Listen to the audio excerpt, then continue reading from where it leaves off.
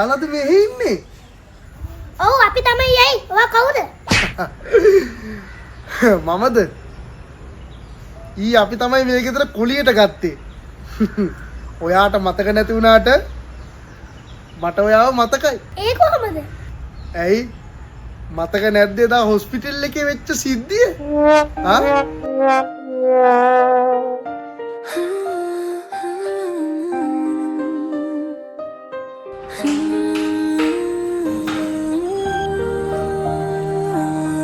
දැන් කොහොමද ළමයා?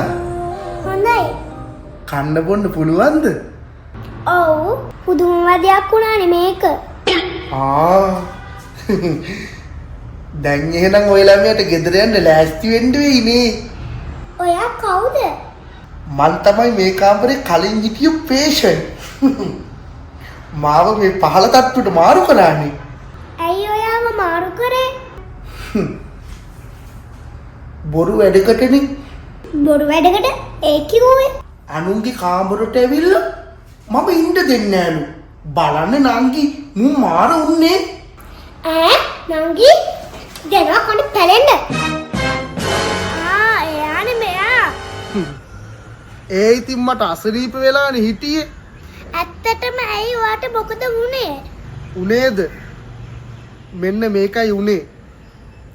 මමයි මගේ යාළුව සමියයි දවසක් ගියා.